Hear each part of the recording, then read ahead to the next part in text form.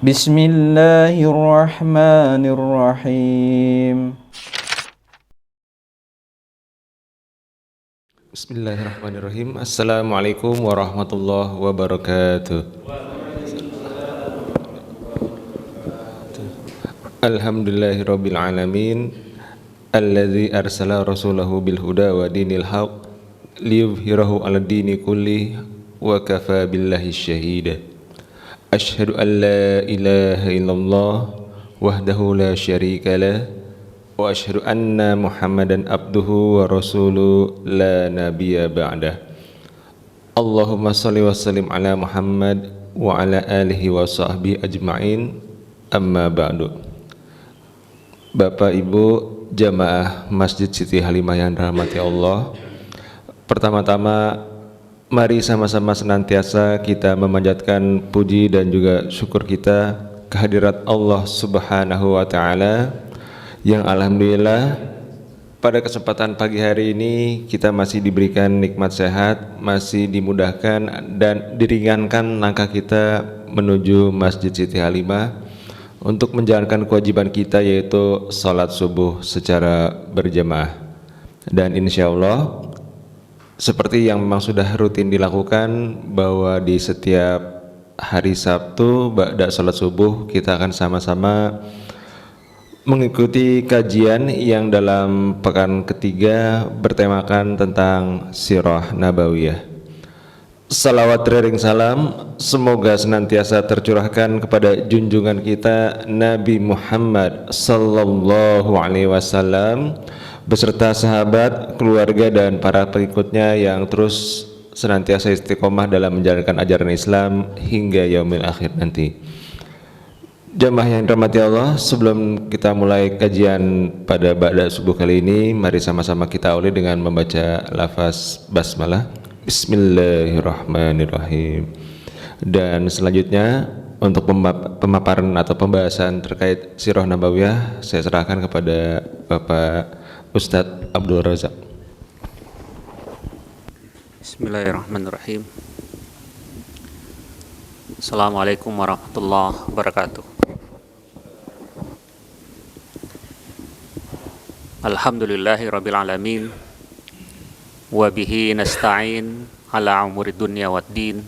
Salatu wassalamu ala asrafil anbiya'i wal mursalin alihi wa sahbihi ajma'in. Amma ba'd.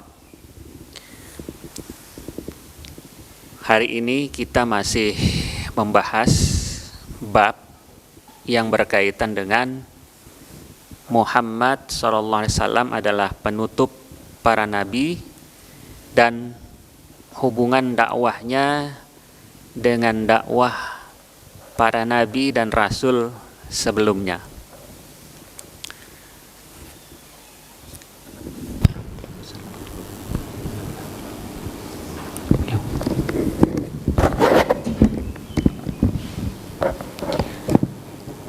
Di dalam surat Al-Ahzab ayat 40, Allah Subhanahu wa taala berfirman bahwa Nabi Muhammad SAW itu adalah khataman nabiyyin, penutup para nabi. Kalau sudah ditutup nabi, maka tidak ada lagi nabi setelah Muhammad SAW, dan juga tidak ada rasul. Ya, karena kedudukan nabi itu lebih rendah daripada kedudukan rasul. Ya.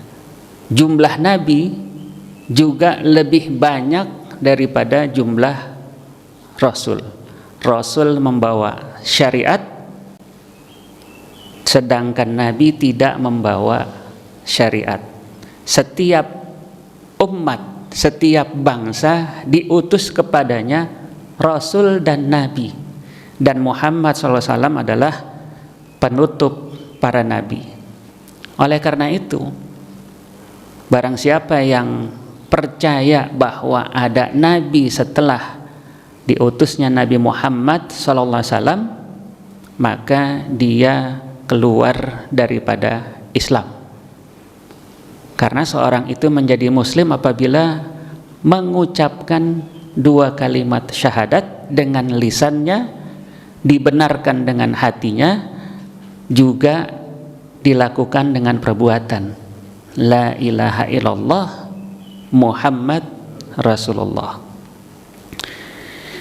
Dalam hadis Bukhari dan Muslim yang bulan lalu sudah dibacakan, bahwa para nabi itu membangun sebuah bangunan, dimulai dari Nabi Adam. Nabi-nabi yang datang sesudahnya menyempurnakan bangunan itu, sehingga kalau ada orang yang melihat bangunan itu akan mengatakan bahwa betapa indahnya bangunan itu. Hanya saja kalau diletakkan batu di tempat yang masih kosong, maka bangunan tersebut akan menjadi bertambah indah lagi. Dan kata Nabi, akulah batu bata itu. Ada satu tempat yang masih kosong, belum ada batunya, Nabi mengatakan, akulah batu bata itu, dan akulah penutup para nabi. Ma'asyiral muslimin rahimakumullah, hubungan antara dakwah yang dilakukan oleh Nabi Muhammad SAW dengan nabi-nabi sebelumnya, menurut Syekh Muhammad Ramadan Al-Buti adalah berjalan atas prinsip takkid dan tatmim. Takkid adalah menguatkan, menegaskan. Kalau dalam istilah hukum itu junto. Ya, ada seorang yang dituntut dengan pasal tertentu, maka pasal itu dikuatkan dengan pasal lain. Ya. Jadi para nabi yang datang setelah Nabi Adam dan seterusnya sampai Muhammad SAW, prinsipnya adalah takkid, menegaskan atau menguatkan, dan semuanya sama, mengajak kepada beriman kepada Allah, bahwa Allah itu adalah esa, wahdaniyatullah. Allah itu esa, tidak ada tandingan baginya. Ya. Dan tatmim, yaitu menyempurnakan. Ya. Yang disempurnakan adalah syariat yang datang sebelumnya. Syariat Nabi Adam berbeda dengan syariat Nabi Nuh, berbeda dengan syariat Nabi Musa alaihissalam, juga berbeda dengan syariat yang dibawa oleh Nabi Muhammad sallallahu alaihi wasallam. Jadi prinsip yang pertama adalah akidah, dan setiap nabi hanya memberikan penegasan. Dan prinsip kedua adalah tatmim, yaitu penyempurnaan dalam hal syariat dan akhlak. Maka ada hadis dari Nabi Muhammad SAW yang berbunyi, innama bu'ithtu liutammima makarimal akhlak. Aku tidak diutus kecuali untuk menyempurnakan akhlak. Ma'asyiral muslimin rahimakumullah, oleh karena itu dalam hal akidah tidak ada perbedaan antara dakwah yang dibawa oleh Nabi Muhammad SAW dengan dakwah yang dibawa oleh Isa Al-Masih alaihissalam. Ya. Kalau ada sebahagian besar orang-orang Nasrani yang menganggap bahwa Isa adalah Tuhan, satu di antara 3 Tuhan, berarti itu adalah penyimpangan dari dakwah Nabi Isa alaihissalam. Karena Isa tidak pernah menganggap dirinya Tuhan. Isa hanya seorang hamba yang melanjutkan dakwah nabi-nabi sebelumnya yang menyatakan bahwa Allah esa. Ma'asyiral muslimin rahimakumullah.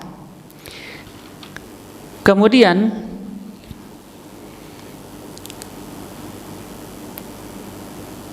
di dalam banyak surat ya, menegaskan bahwa dakwah yang dibawa para nabi itu bersambung dan merupakan pembenaran dakwah yang dilakukan nabi sebelumnya, seperti misalnya dalam surat Ali Imran ayat ke-50 ya, Allah Subhanahu wa taala berfirman, wa musaddiqal lima baina yadayya minat taurah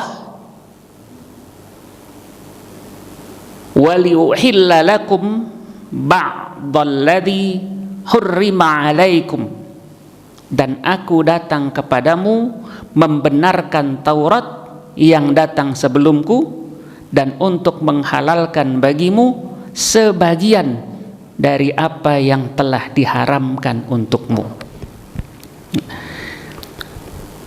Ada prinsip dari dakwah Nabi Musa adalah azimah ya. Sementara dakwah Nabi Muhammad SAW prinsipnya adalah rukhsah ya. Nabi Musa dakwahnya berat, oleh karena itu ada dalam kisah Isra Mi'raj, ketika Nabi bertemu dengan Allah lalu ada kewajiban salat 50 rakaat, Nabi Musa sarankan agar Nabi Muhammad minta keringanan. Jangankan umatmu, umatku saja nggak sanggup ya. Umatnya Nabi Musa itu ada yang selama lebih dari 80 tahun berperang tanpa henti ya. Maka para sahabat kagum, ada orang yang berperang fi sabilillah 80 tahun nggak berhenti-berhenti. Lalu turun surat Inna anzalnahu fi lailatul qadr, turun surat Al-Qadr ya. Kalau umatnya Nabi Muhammad SAW dalam satu malam di bulan Ramadan, yaitu malam Lailatul Qadr, maka nilai ibadahnya sama dengan yang dilakukan oleh umatnya Nabi Musa yang berperang selama lebih dari 80 tahun tanpa henti ya. Karena nilai ibadah dalam malam Lailatul Qadar itu sama dengan 1000 bulan, kurang lebih 83 tahun. Dan umatnya Nabi Musa umurnya panjang-panjang ya. Lebih dari 100 tahun. Sementara umatnya Nabi Muhammad umurnya pendek-pendek. Nabi menyebutkan antara 60 sampai 70 tahun. Kalau ada umatnya Nabi Muhammad SAW yang usianya lebih dari 70 tahun, berarti dia dapat bonus ya. Dapat bonus ya. Ada yang sudah sampai pikun tapi masih hidup, usianya sudah lebih dari 90 tahun ya. Dia dapat bonus. Tapi kalau ada di antara umat Nabi Muhammad SAW umurnya kurang dari 60 tahun, berarti dia dapat diskon. Biasanya orang kalau belanja dapat diskon senang, tapi kalau umur diskon nggak ada yang suka ya. Kenapa? Itulah di antara karakter manusia, hubbud dunya ya, mencintai dunia, karena dia tidak tahu bahwa ada alam yang lebih baik, ada kehidupan yang lebih baik setelah kehidupan di dunia ini. Yang dia lihat hanya yang ada di depan mata, di balik itu dia nggak tahu, karena itu adalah termasuk alam gaib ya. Para nabi menyampaikan, dan ini adalah bagian dari keimanan, bahwa nanti setelah kehidupan alam dunia itu ada alam yang merupakan darul jaza ya. Darul jaza yaitu negeri tempat pembalasan. Wa may ya'mal mithqala dzarratin khairan yarah wa may ya'mal mithqala dzarratin syarran yarah. Yang berbuat kebaikan walaupun seberat biji sawi atau seberat atom akan mendapatkan balasannya yang lebih baik. Satu kebaikan itu paling sedikit mendapatkan 10 kali balasan.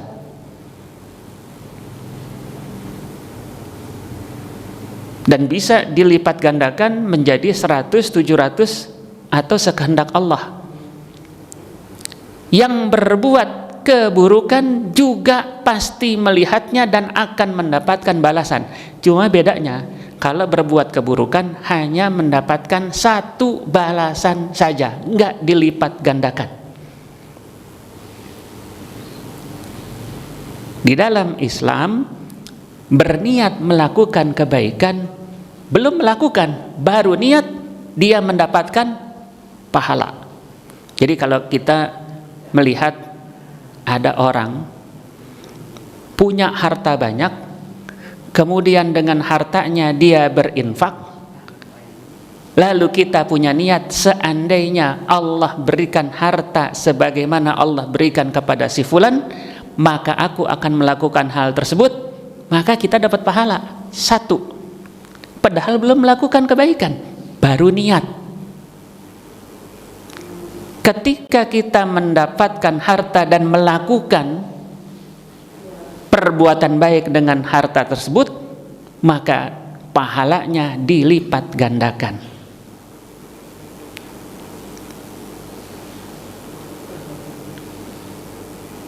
Ma'asyiral muslimin rahimakumullah, disinilah keimanan kepada Allah Subhanahu wa ta'ala bahwa Allah Maha Pengasih lagi Maha Penyayang.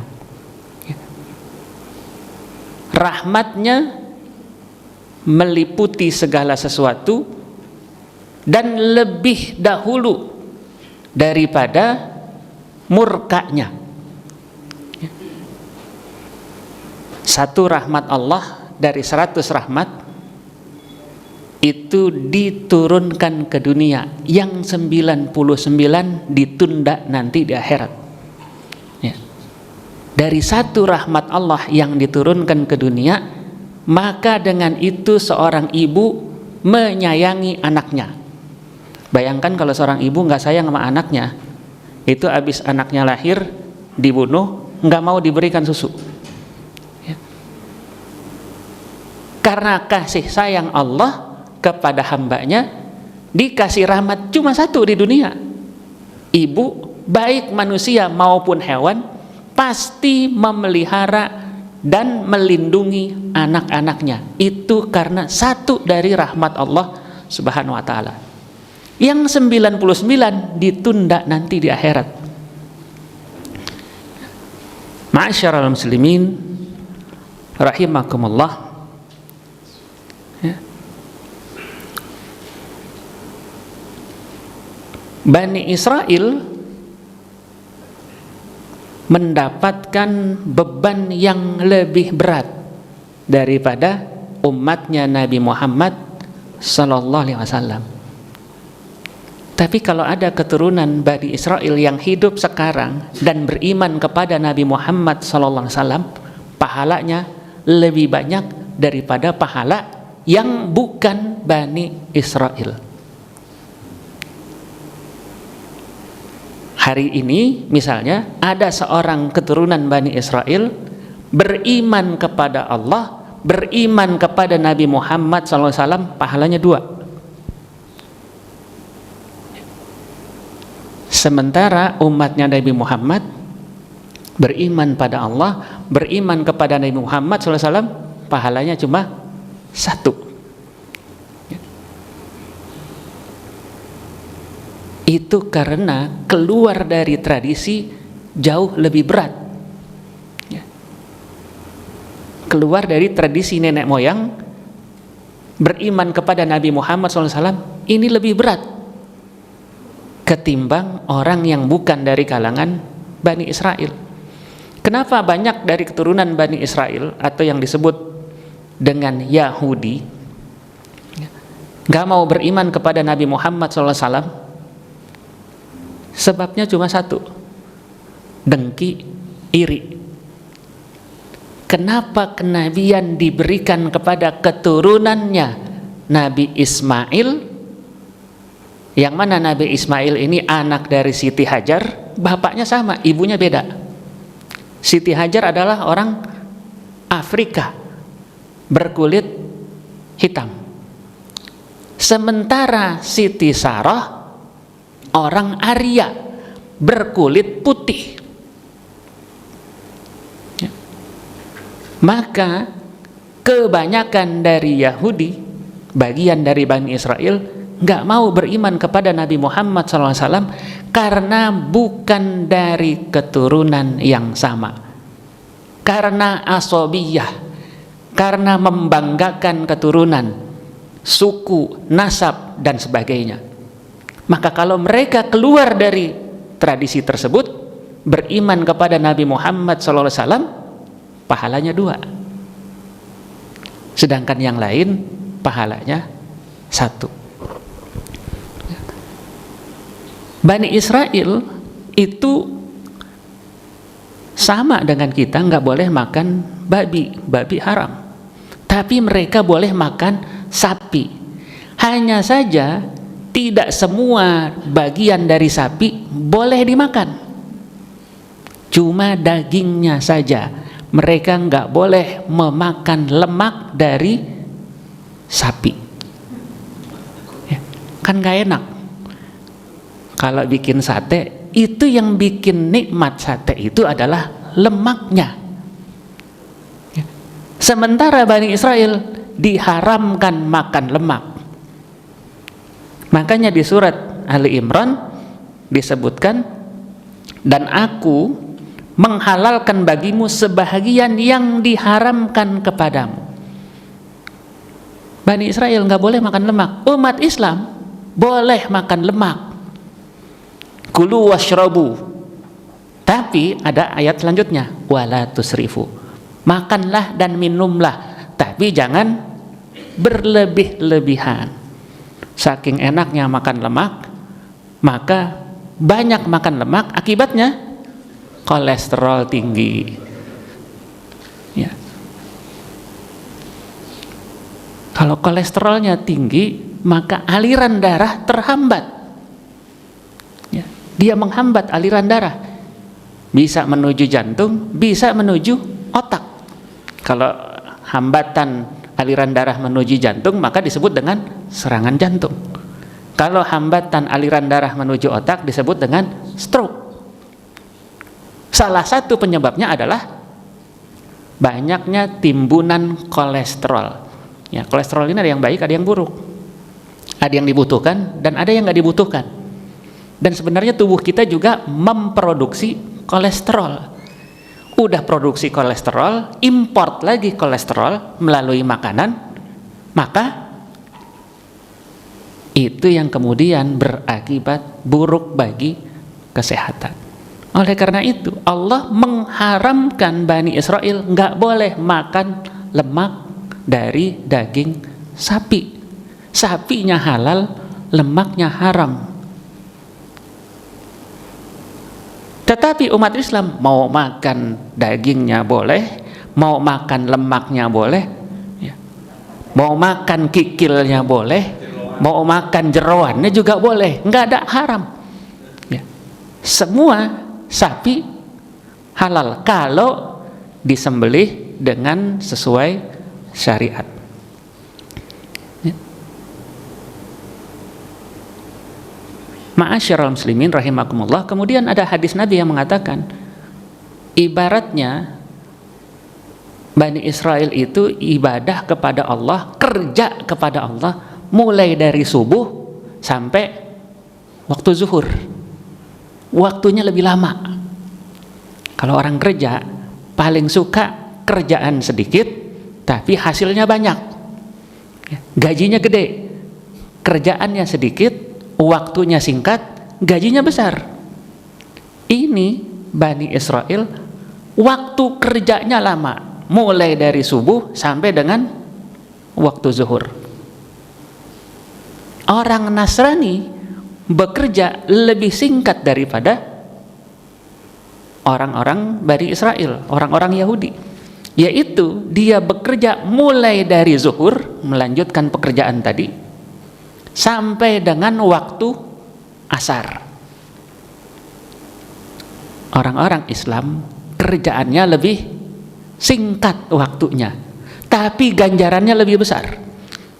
Orang Islam kerja mulai dari waktu asar sampai dengan waktu maghrib, dan pahalanya, ganjarannya sama seperti yang didapatkan oleh orang Yahudi dan juga orang Nasrani.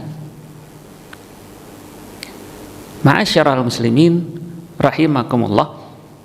Oleh karena itu, kalau Islam ini diketahui sebagaimana kita ketahui, maka pasti semua orang berbondong-bondong masuk Islam. Salat wajib, tapi ada rukhsah di dalamnya. Ketika dia jadi musafir, maka salat yang tadinya zuhur 4 rakaat, asar 4 rakaat, boleh digabung, dijamak, dan boleh dikosor apabila sudah melewati perjalanan lebih dari 80 km. Ya. Boleh dijamak, boleh dikosor. Kalau kita tidak safar, mukim, tetapi misalnya ada kesibukan menjaga saudara atau orang tua yang sedang sakit, boleh menjamak salat. Tapi sebahagian ulama melarang mengqasar karena merubah bentuk. Ya. Jamak boleh, maghrib dengan isya dijamak, tapi tidak boleh diqasar karena syarat qasar adalah safar. Ringan, nggak bisa sholat dengan berdiri. Asolahnya sholat itu harus dengan berdiri. Sholat dengan duduk, tidak bisa duduk sholatnya dengan berbaring. Nggak bisa sholat berbaring, maka disolatkan. Islam mudah. Barang siapa yang mempersulit ajaran Islam, maka dia mempersulit dirinya. Karena prinsip ajaran yang dibawa oleh Nabi Muhammad SAW adalah rukhsah, keringanan. Oleh karena itu dalam kisah Isra Mi'raj, dari kewajiban 50 rakaat, 50 sholat ya, satu hari, dikurangi menjadi 17 rakaat, 5 kali sehari. Dari 50 kali didiskon menjadi hanya 5 kali sehari, 17 rakaat. Ya. Tetapi nilainya, walaupun cuma 5 kali dalam sehari sholat, nilainya sama dengan 50 kali. Karena satu sholat itu dapat pahala 10 kali. Ya. Satu kebaikan mendapatkan pahala 10 kali. Ma'asyiral muslimin rahimakumullah.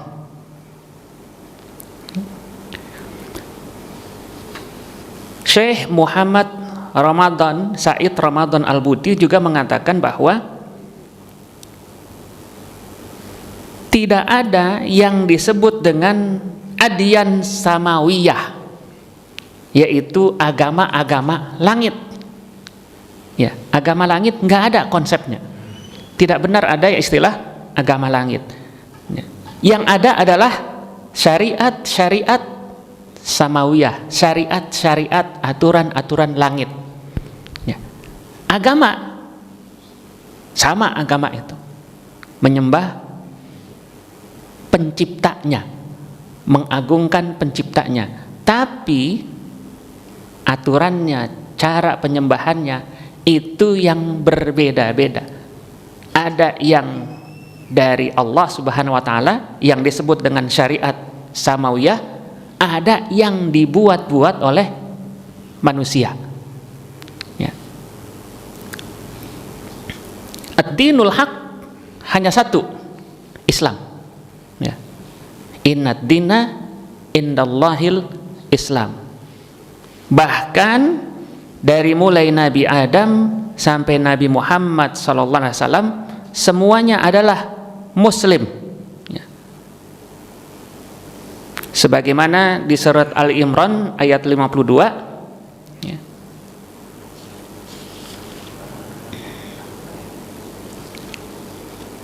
Allah Subhanahu wa taala berfirman, "Falamma ahassa Isa minhumul kufra qala man ansari ilallah qala al hawariyuna nahnu ansarullah amanna billah washhad bi annana muslimun." Maka ketika Isa mengetahui keingkaran dari mereka Bani Israel, berkatalah ia, siapa yang akan menjadi penolong-penolongku untuk menegakkan agama Allah? Para Hawariyun, sahabat-sahabat setia Nabi Isa menjawab, kamilah yang menjadi penolong-penolong agama Allah, kami beriman kepadanya dan saksikanlah bahwa sesungguhnya kami adalah Muslim. Ya. Ini dalilnya.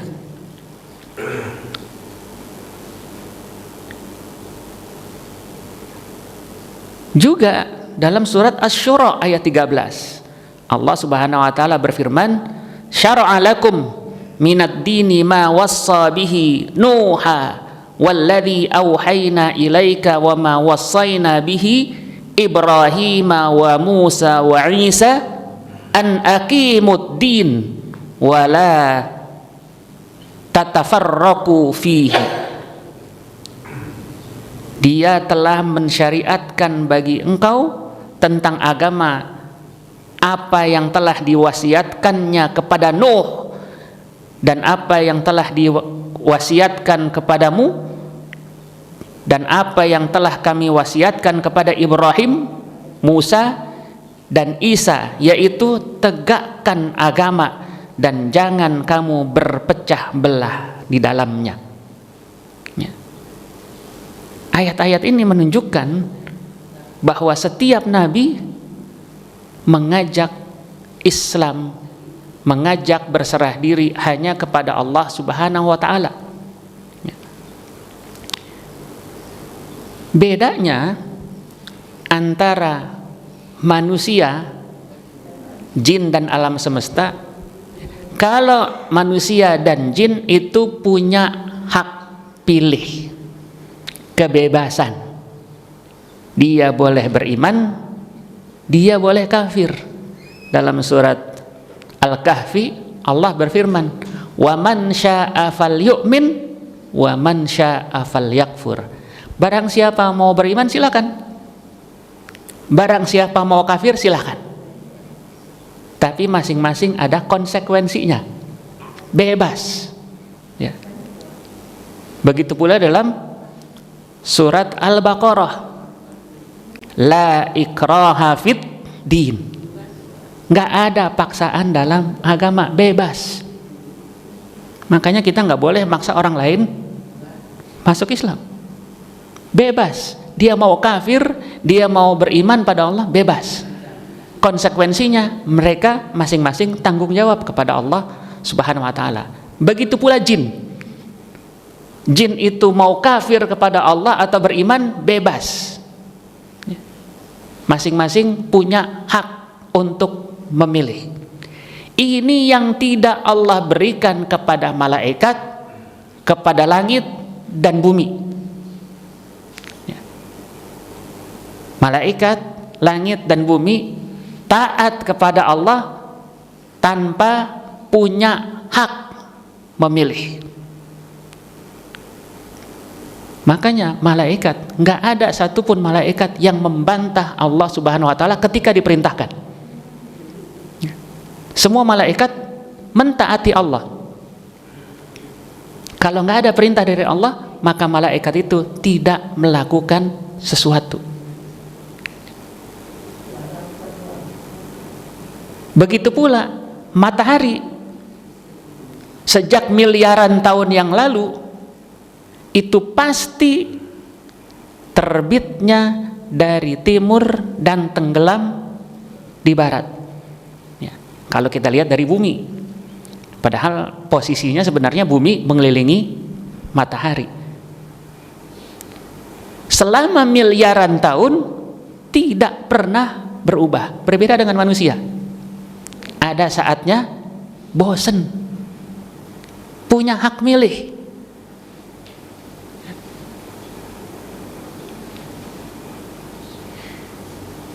Di dalam surat Ali Imran ayat 83 Allah berfirman, walahu aslama man fis samawati wal ard tau'an wa karhan.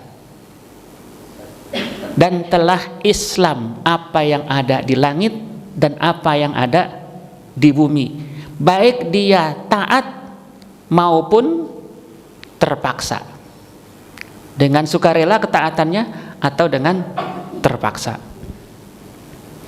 Taat dengan sukarela itulah orang-orang Islam. Taat dengan terpaksa itulah orang-orang yang tidak menjalani, meyakini ajaran Islam. Ma'asyiral muslimin rahimakumullah. Kemudian di dalam surat Al-Baqarah ayat 130 sampai dengan 132 Allah Subhanahu wa taala berfirman, "Wa may yarghabu an millati Ibrahim illa man safiha nafsah wa laqad istafainahu fid dunya wa innahu fil akhirati laminas salihin. Idz qala lahu rabbuhu aslim qala aslamtu lirabbil alamin wa wassa biha Ibrahimu banihi wa Ya'qub ya baniya innallaha astafa lakumuddin fala tamutunna illa wa antum muslimun." Nah, ini juga dalil yang menyatakan bahwa Ibrahim itu Islam, Yakub itu Islam, keturunan Yakub juga Islam, dan tidak ada yang benci kepada agama Ibrahim selain orang-orang bodoh.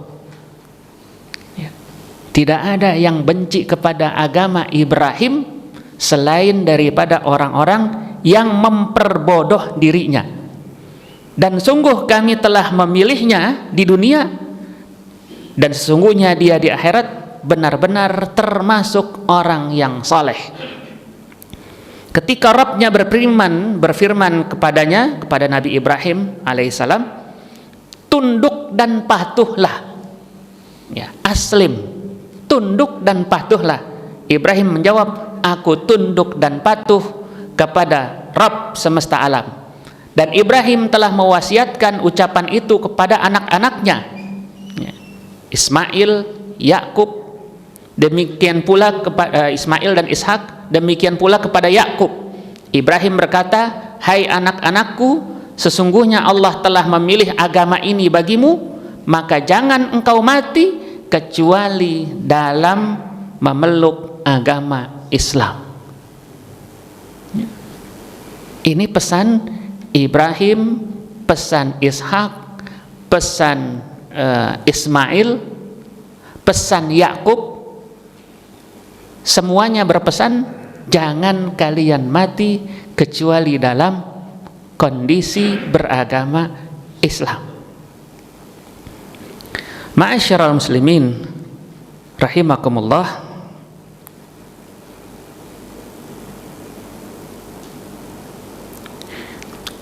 Muhammad Said Ramadan Al-Buti juga menulis, mungkin timbul pertanyaan mengapa orang-orang yang menganggap dirinya pengikut Musa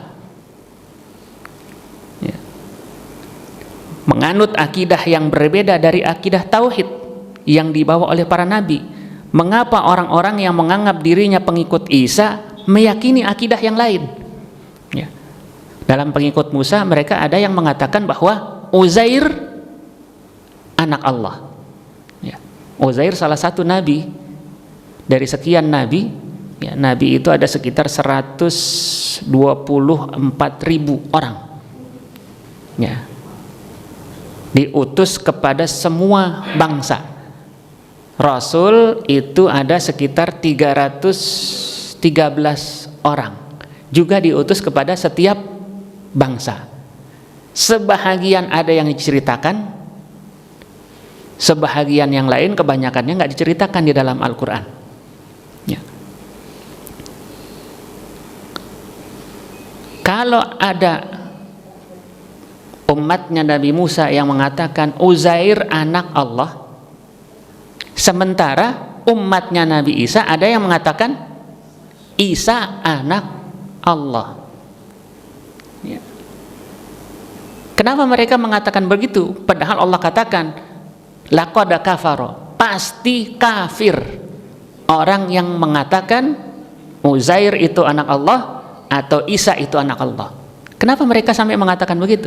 Karena mereka menganggap Uzair ini walaupun umurnya sudah lebih dari 100 tahun, tapi fisiknya masih seperti orang yang berusia 20 atau 30 tahun. Kenapa? Karena ketika dia berjalan dari Babilonia menuju ke Palestina, di tengah jalan dia istirahat di bawah sebuah pohon, keledainya diikat, di atas keledai itu ada buah-buahan. Kemudian dia berpikir, karena di depannya ada pemandangan banyak tulang-tulang yang berserakan, sebagian masih bentuk tulang, sebagian udah hancur menjadi debu. Berpikir keras, bagaimana Allah menghidupkan orang yang sudah jadi tulang. Sampai saking kerasnya dia berpikir ngantuk. Di sini juga begitu kan? Saking kerasnya mendengarkan, belajar, ngantuk. Sama dengan Nabi Uzair. Ya. Kalau di sini mendengar, Nabi Uzair mikir. Ya. Saking seriusnya sampai ngantuk, tidur. Cuma Nabi Uzair ini ngantuknya bablas, bukan sehari dua hari, tapi 100 tahun. Ya. Tidurnya 100 tahun. Ya. Baru 100 tahun kemudian bangun dia. Begitu bangun, karena sudah panas terik, dia tidur kan waktu duha, belum panas. Bangun sudah panas terik. Allah bertanya, berapa lama kamu tidur? Kata Uzair, aku tidur ya sekitar setengah hari, paling lama 1 hari. Kenapa? Karena ketika dia mulai tidur, itu matahari masih di timur. Begitu dia bangun, matahari sudah mulai condong ke barat. Maka dia berkesimpulan, tidurnya cuma 1 hari atau setengah hari. Allah perintahkan, coba lihat keledai yang engkau ikat, talinya ada, keledainya ngilang, udah jadi tulang belulang. Enggak mungkin keledai itu mati hanya dalam 1 hari, udah jadi tulang belulang. Allah katakan, engkau sudah tidur selama 100 tahun. Lalu engkau berpikir, bagaimana aku menghidupkan kembali orang yang sudah mati, yang sudah jadi tanah? Lihat pada keledai engkau. Maka keledai tadi yang sudah jadi tulang belulang, sebahagian sudah hancur menjadi debu, itu berkumpul, tulangnya menjadi satu kesatuan, kemudian tulang itu dibalut dengan daging, dan kemudian keledai itu hidup kembali. Maka Nabi Uzair sujud minta ampun kepada Allah karena khawatir, menganggap Allah tidak mampu menghidupkan sesuatu yang sudah menjadi tanah. Bagi Allah lebih mudah. Dulu belum ada, Allah mampu menciptakan, maka tinggal mengulang, itu satu yang lebih mudah. Mengulang sesuatu yang sudah ada lebih mudah daripada menciptakan hal yang baru. Ketika dia sampai di Palestina, nggak ada orang yang kenal dengan dia, kecuali seorang nenek-nenek yang umurnya sudah lebih dari 100 tahun dan matanya buta. Nenek-nenek umurnya lebih dari 100 tahun, matanya buta. Nenek-nenek ini hafal kitab Taurat. Ketika dia dengar ada orang ngaku sebagai Uzair, si nenek itu nguji, engkaukah yang menganggap dirinya Uzair? Ya, Uzair itu hafal kitab Taurat. Coba kamu bacakan. Dibacakan oleh Nabi Uzair. Benar dia hafal. Satu lagi katanya, saya yakin kamu Uzair, kalau engkau doa sama Allah, pasti doa kamu terkabul. Saya ini sudah buta, coba minta sama Allah supaya saya bisa melihat kamu lagi. Nabi Uzair berdoa kepada Allah supaya si nenek tersebut matanya bisa melihat. Kemudian setelah melihat, nenek itu menyatakan, benar engkau Uzair, aku sudah bisa melihat dan aku tahu engkau memang Uzair. Nenek ini seusia dengan Uzair, cuma Uzair fisiknya sama seperti orang 20-30an tahun, sementara nenek-nenek ini sudah lebih dari 100 tahun. Karena itulah orang-orang Yahudi kemudian menganggap Uzair anak Allah. Karena nggak mungkin ada orang yang awet muda. Nggak mungkin ada orang yang awet muda, apalagi waktu itu belum ada operasi plastik. Zaman itu belum ada operasi plastik. Isa dianggap Tuhan oleh orang-orang Nasrani karena Isa lahir tanpa melalui proses yang biasa. Siti Maryam itu adalah nazar dari orang tuanya, keluarga Imron. Imron punya istri, istrinya nazar, kalau nanti lahir anak laki, aku nazarkan dia jadi marbot Masjidil Aqsa, yang melayani keperluan di Masjid Aqsa, hanya beribadah kepada Allah Subhanahu wa taala saja. Tapi begitu lahir laki-laki, maka dia berkata, ya Tuhanku, aku melahirkan anak perempuan, Maryam perempuan, dan perempuan berbeda dengan laki-laki. Tetapi dia masih tetap melaksanakan nazarnya. Maryam ditempatkan di dalam Masjidil Aqsa sebagai pelayan di Masjidil Aqsa. Walinya adalah Nabi Zakaria. Siti Maryam selalu berada di mihrab, dan mihrabnya dikunci oleh Nabi Zakaria. Kuncinya dibawa kemana-mana, Nabi Zakaria pergi. Ketika satu saat Nabi Zakaria membawakan makanan, hampir setiap dia bawakan makanan, sudah ada makanan di tempat ibadahnya Siti Maryam. Maka Nabi Zakaria bertanya, dari mana kau dapat makanan? Pintu dikunci, kuncinya dibawa, siapa yang bawa makanan kepada engkau? Maka Siti Maryam mengatakan, ini dari Allah. Bukan musim anggur, ada anggur. Bukan musim korma, ada korma. Dan makanannya yang bukan musimnya. Makanya heran Nabi Zakaria, kok Siti Maryam perempuan dapat karomah dari Allah, dia dapat makanan tanpa ada orang lain yang bisa masuk ke situ, karena kuncinya dibawa oleh Nabi Zakaria, dan makanannya bukan musimnya. Maka tidak mungkin ada seorang pun yang bisa menyentuh Siti Maryam. Anehnya dia melahirkan Nabi Isa. Ya, ini yang kemudian diikuti oleh gadis-gadis zaman sekarang. Ya. Iya, punya anak tanpa ada bapak. Kalau kata orang Betawi, minum es es cendol nggak pakai kelapa, perut bejendol nggak punya bapak. Kenapa begitu? Siti Maryam juga nggak ada bapaknya, punya anak. Beda. Siti Maryam wanita suci, nggak ada satupun laki-laki yang menyentuhnya.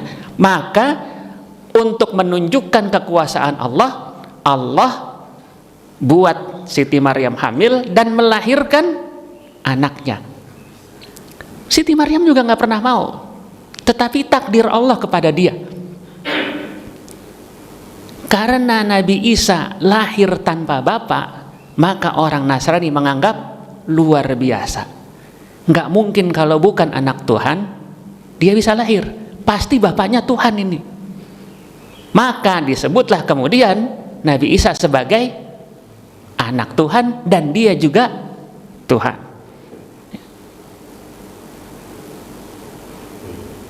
Karena sesuatu yang di luar kebiasaan.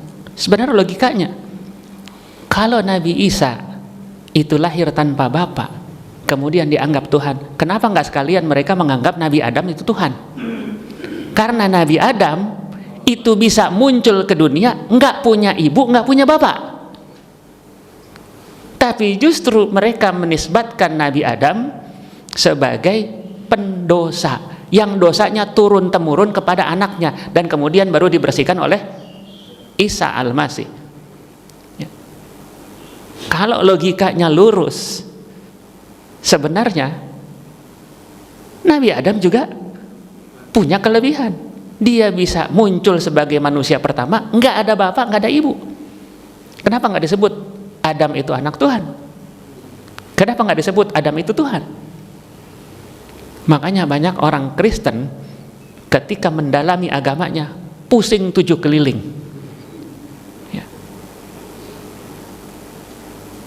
Begitu dia melihat bahwa dalam Islam Allah Esa, tidak ada yang menyerupainya, ya. Tidak beranak, tidak diperanakan.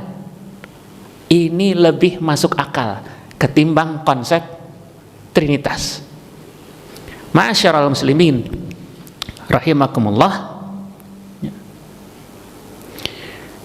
Demikian yang bisa saya sampaikan terkait dengan Muhammad SAW adalah penutup para nabi dan hubungan dakwahnya dengan dakwah yang dibawa para nabi sebelumnya.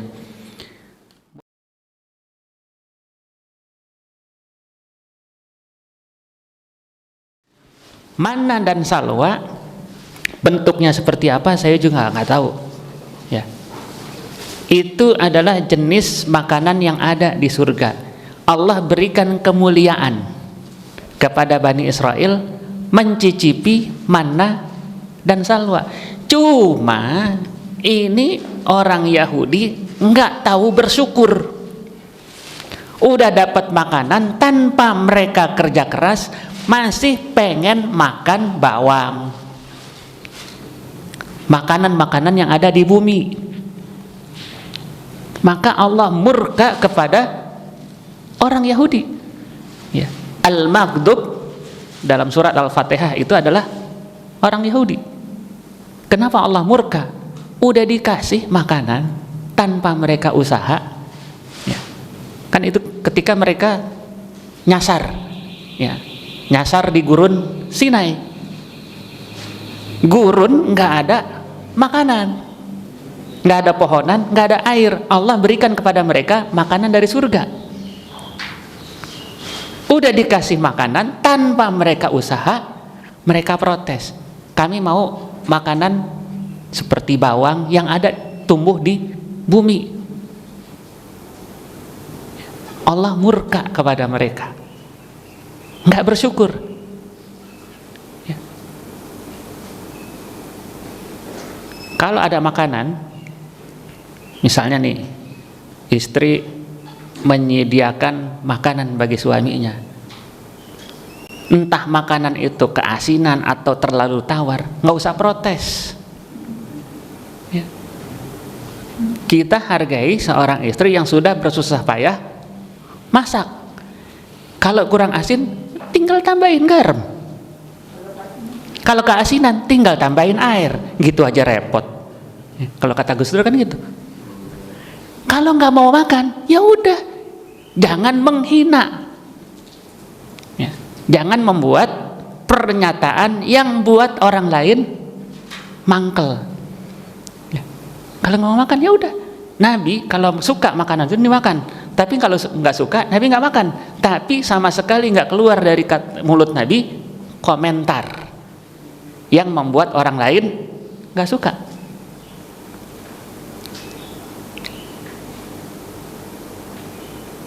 Ma'asyiral muslimin rahimakumullah. Jadi manna wasalwa itu makanan yang Allah berikan kepada Bani Israel, umatnya Nabi Musa, ketika Allah perintahkan masuk ke Baitul Maqdis, Yerusalem, mereka nggak mau masuk. Maka mereka tersesat di gurun Sinai. Gurun Sinai namanya gurun nggak ada makanan. Kalau Allah nggak kasih makanan, mati. Allah kasih kenikmatan, tapi mereka nggak bersyukur.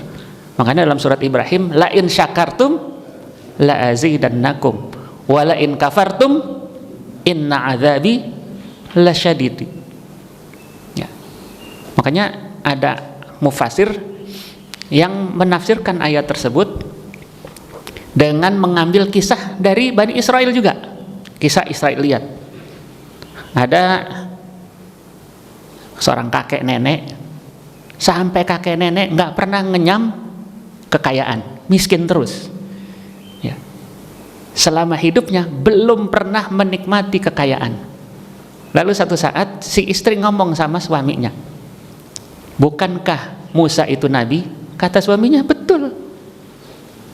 Mari kita ketemu sama dia, pasti doa nabi terkabul, makbul. Kita minta dia berdoa kepada Tuhannya supaya Tuhannya memberikan kepada kita kekayaan. Mereka datang kepada Nabi Musa berdoa kepada Allah, Allah berikan mereka kekayaan, tapi kata Allah cuma 1 tahun. Allah berikan kepada mereka kekayaan, tapi cuma 1 tahun. Lalu mereka bahagia sekali karena mendapat kekayaan yang sebelumnya nggak pernah mereka rasakan. Ya. Dan kekayaan itu muncul dari tempat yang mereka nggak duga. Selama 1 tahun mereka kaya raya, tapi lewat 1 tahun kekayaan mereka tetap ada. Ya. Kenapa begitu? Karena mereka bersyukur kepada Allah. Istrinya mengatakan, ini kekayaan kita cuma 1 tahun, cuma sebentar. Maka jangan cuma kita saja yang merasakan, kita buat rumah dengan 7 pintu. Kalau ada musafir datang ke situ, mereka bisa istirahat, mereka bisa makan, mereka bisa minum. Jadi rumah itu di tengah jalan, simpang 7. Depok nggak ada ya simpang 7?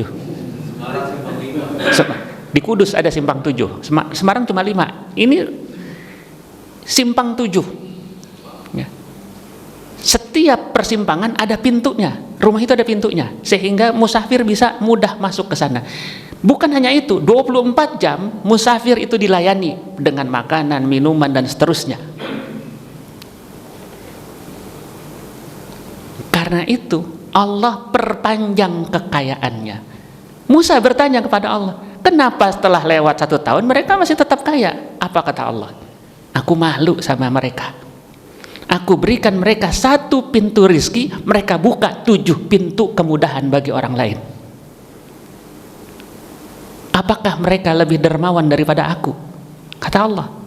Maka aku perpanjang. Allah nggak mau kalah. Allah perpanjang kekayaan yang mereka dapatkan. La in syakartum la azidannakum. Orang yang sedekah, zakat, nggak mungkin miskin.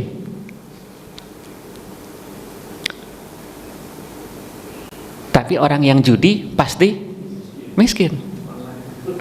Mau online kayak mau konvensional pasti miskin. Ya. Apalagi bos judi online-nya udah ketangkep kan.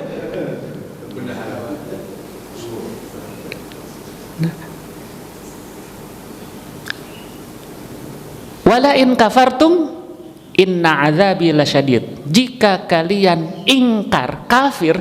Jadi kafir itu bukan berarti orang yang tidak Islam. ada orang Islam tapi nggak mensyukuri nikmat Allah, kafir juga dia. Kafir nikmat, kufur nikmat. Ya. Allah berikan kepada kita udara, dia nggak ngakui bahwa udara yang kita hirup itu milik Allah yang diberikan gratis kepada kita, kafir dia. Walaupun statusnya Islam. Ya. Wala in kafartum inna azabi lasyadid. Kalau kalian kafir kepada nikmat yang aku berikan, sungguh azabku sangat berat. Orang Yahudi dikasih manna wasalwa, makanan dari surga, ingkar, nggak bersyukur, maka murka Allah kepada dia, dilaknat. Orang-orang Yahudi itu dengan lisannya Musa, dengan lisannya Isa. Ya. Kita misalnya dari kecil nggak biasa makan nasi, biasanya makan roti misalnya. Begitu nggak ada nasi nggak mau makan, kemudian menghina, mencaci maki, nggak mensyukuri nikmat nasi, kafir dia. Begitu pula kebalikannya. Ya. Betapa banyak orang yang kesulitan mendapatkan makanan.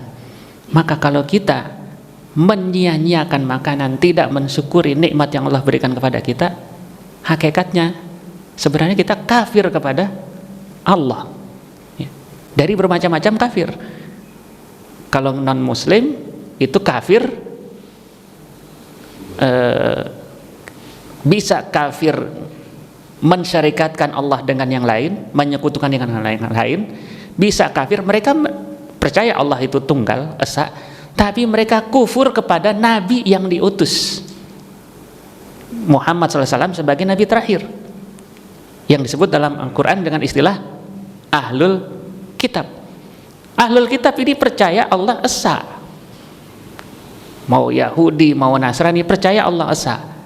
Tapi mereka kafir kepada Al-Quran yang diturunkan kepada Muhammad SAW. Ya. Nabi Isa juga pernah mendapatkan makanan dari langit. Itu yang disebutkan dalam surat Al-Ma'idah. Al-Ma'idah kan hidangan. Ya. Pengikut-pengikut Nabi Isa ini minta, kalau di Kristen itu disebut dengan last supper, makanan terakhir. Karena setelah itu Nabi Isa diangkat ke langit. Ya. Itu dilukis oleh Michelangelo. Lukisannya dibuat di dalam gereja Vatikan. Ya. The Last Supper. Para pengikut Nabi Isa, kaum Hawariyin, minta kepada Nabi Isa alaihissalam, berdoa kepada Allah untuk dikirimkan makanan dari langit. Nabi Isa enggan sebenarnya. Kenapa? Kalau engkau kafir kepada Allah setelah Allah perlihatkan ayat-ayatnya, maka pasti Allah murka pada kalian. Ya. Kemudian Isa berdoa, karena didesak terus berdoa, kemudian makanan itu dikirim dari langit oleh para malaikat. Ya, itulah yang kemudian disebut dengan di surat Al-Quran itu Al-Ma'idah, hidangan yang Allah berikan langsung dari langit. Ya. Bukan hanya kepada Isa, bukan hanya kepada Bani Israel Allah berikan makanan dari langit. Ada di antara para aulia, wali-wali Allah juga Allah berikan makanan ketika mereka nggak ketemu makanan. Jadi ada kisah seorang wali dengan seorang muridnya sedang berjalan di padang pasir. Mereka kelaparan, bekal udah habis. Nggak lama wali itu berdoa kepada Allah Subhanahu Wa Taala, ya, karena kelaparan, nggak ada bekal, udah habis. Dia berdoa, kemudian setelah dia berdoa, dia gali pasir yang ada di depannya. Di balik pasir itu yang sudah dia gali, ketemulah makanan. Ada madu, ada berbagai macam makanan. Dia makan, muridnya makan sampai kenyang. Sama wali tadi, kemudian ditutup lagi pasir itu. Ya. Makanan yang tadi ada di balik pasir ditutup lagi. Setelah si wali menghadap ke tempat yang lain, muridnya mikir, kalau saya gali lagi pasti ada makanan. Muridnya gali lagi, nggak ketemu makanan. Makin digali, makin ketemu pasir. Nggak pernah ketemu makanan. Makanan dari mana? Allah yang izinkan di balik pasir ada makanan. Tapi kalau sekarang kita gali-gali pasir, bukan ketemu makanan, tapi ketemu kembang pasir. Ya. Wallahu a'lam bishawab. Itu yang bisa saya jawab. Assalamualaikum warahmatullahi wabarakatuh.